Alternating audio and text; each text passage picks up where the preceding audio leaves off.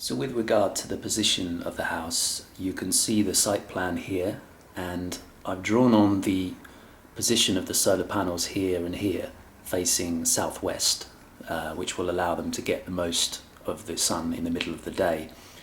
I'm conscious of the fact that there's two quite tall breadfruit trees here and here, and it's possible that they may overshadow the roof of the house at certain points of the day.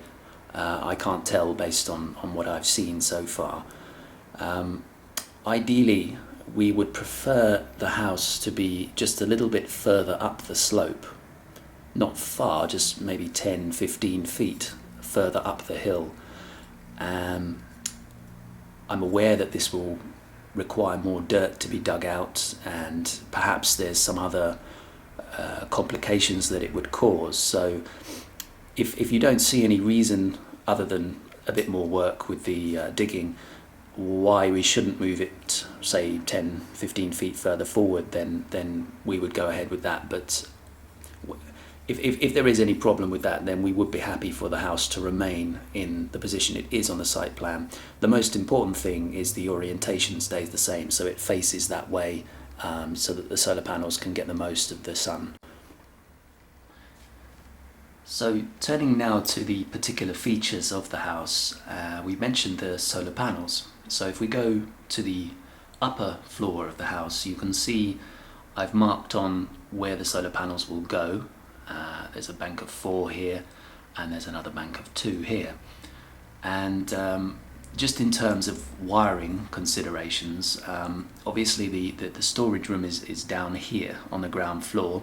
So the wiring in this position will be quite simple, so that the panels just connect together in series, and they would have to go in here to this wall and down, straight down to the storage room where there would be the charge controller and the batteries. So that's quite simple, and then obviously these ones would just need to run down a little bit further. So that's the solar system.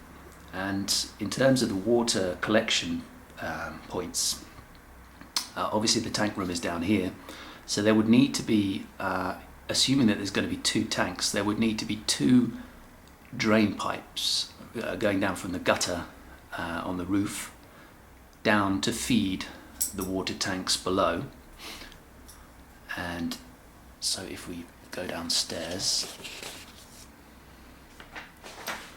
I found a company in Trinidad called Rotoplastics. Perhaps they're the ones that you use. And based on the dimensions, they do 2,000 gallon tanks that could potentially squeeze in here in this position that I've drawn in here. This is 144 inches in this space, and based on their website, the 2 tanks would take up about 130 inches, so there may be enough room for them to squeeze in there, and that will be good, because then they could each have their own drain pipe feed coming down from different sides of the house. This one goes down at this angle and this one goes down here, so they would get their own feed. And so if they were in that position, this would give about 8 feet space for the water filter system. This is a picture example of the type of filtration system that we'll be using. It's quite a simple system, but essentially it's to purify the drinking water from for all bacteria. So the input starts here, and it runs through a filter to get rid of all the sediment and dirt, and then it goes through the pump. This is not necessarily the exact pump that we'll be using, but it's an example. And it feeds through there, through a finer filter, then through another finer filter. So by this point, all the sediment, most of the dirt will have been extracted, and then it goes into this, which is a bacteria filter. So by the time it comes out, the water is good to drink. These are what are called spin-down filters. So occasionally you need to empty the sediment that builds up in the filter, and you just turn this tap here, and then all the dirt and the water gushes out the bottom. So that's why we would need a gutter drain running along the base of it, and that would then feed into the drain by the washing machine.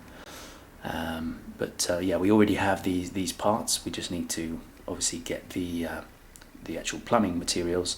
In this picture you can probably see that this is PVC, which we would not want to use for drinking water, so we would be looking to use copper or whatever the normal material is down in St Vincent. So in terms of drainage, the laundry would be in this corner here. So there would be a washing machine and a sink for washing.